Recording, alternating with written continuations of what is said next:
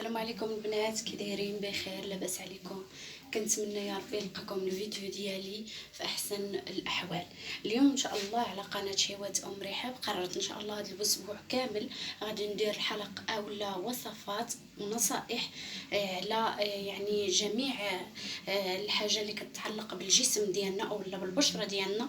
فانا غادي نقدم لكم وصفات اولا نصائح غادي نخليهم ان شاء الله هذا الاسبوع كاملين. تبعوني، غتلقاو حلقات كاملين متتبعه متابعين ديال النصائح. اليوم ان شاء الله النصيحه ديال اليوم من قناه شهوات ام رحاب هي خياليه ورائعه وفعاله. جربوها، كنقول لكم جربوها ما غاديش تندموا عليها. هي الكحبه. كنعرفوا كاملين بان الموسم ديال يعني بدا كيخرج الصيف وبدا كيدخل الموسم ديال البرد. غادي يكون يعني كتجيونا اعراض ديال لاغريب، كيجينا كاملين اعراض ديال الكحبه، كيجينا كاملين السخانه. فهاد الوصفه هذه ثقوا بيا ديال الكحبه فهي فعال جدا. نظرا للتجربه ديالي الشخصيه انا ما كنستغناش عليها. اي فرد في الاسره ديالي كتجيه الكحبه السعال يعني مجهد، فانا كنديرها لي فكنلقى عليها واحد الراحه تامه. جربوها. فانا كناخذ جرب جميع الانتيبيوتيك لهاد الكحبه هذه ما لقيتش معها الحل الا هاد الوصفه، فهي الحل المناسب من التجربه الاولى. جربوها ما غاديش تندموا عليها. على بركه الله. اول حاجه حنا كنعرفوا البصله الحمراء هي موجوده دابا، هذا هو الموسم ديالها، متواجده بكثره وبالثمن اللي هو مناسب. غادي نستعملوها، هي الاساس في هذه الوصفه. هذا هي البصله الحمراء، هذه البصله هذه الحمراء. وغادي نحتاجوا العسل الحر يعني واحد الكميه ماشي كثيره بزاف. وغادي يعني صافي هادو هما المقادير، جوج المكونات لا اقل ولا اكثر، فهما غادي يحدوا من هاد الكحبه نهائيا. ثقوا بيا. يعني مده ما كتفوتش 3 ايام، فهي كتحيد هاد الكحبه هذه. نستعملوها يوميا منين مدزنا كناخذوا معنا معلقه، فهي 3 ايام ما كتفوتهاش كتحيد هاد الكحبه. الطريقه ديال الاستعمال غادي نقشر هاد البصله، انا ها هي وصيبتها نظرا لضيق الوقت عندي.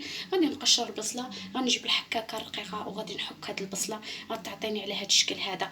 انا ما عندي ما ندير بهاد البصله هذه. غادي نحتاج الماء ديالها. هاد الماء هاد البصله ملي كنحكها كتعطيني هاد الماء. شوفوا هانتوما هاد الماء هذا انا غادي نصفيه على هاد الشكل هذا. غادي نصفي هاد الماء. هاد الماء هو السحر، هو الخيال، يعني الانتيبيوتيك اللي عندنا في المطبخ وحنا ما عارفينوش هو هاد البصله هذه. فهي كذلك هاد الوصفه هذه ما كتخليش السخانه. جربوها، ما كتخليش السخانه نهائيا. السخانه الا كانت طالعه عند الاطفال ديالنا فعطيوهم معنا معلقه ما غاديش تاثر عليهم. غادي نحتاج كذلك، انا درت هنا تكون قياس معلقه كبيره ديال الماء ديال البصله.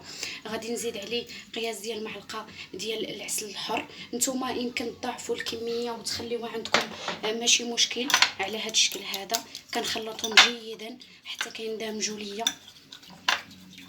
غادي نزيد شويه ديال العسل باش هاد العسل هذا كيقضي ليا على ديك اللمطه اولا ديال اللسعه ديال الحروريه ديال البصله، ما كيخليهاش نهائيا ما غاديش تحسوا بها في المذاق ديالكم. هذا هو الخليط ديالنا ديال اليوم. شوفوا هانتوما كيفاش كيجي. هاد الوصفه هذه يمكن تستعملوها كما قلت لكم نهار كامل، ما عنديش مشكل. الا كان عندي السعال مجهد وجاني مجهد بزاف يمكن نستعمل معلقه في الصباح، معلقه في الغداء، معلقه قبل العشاء.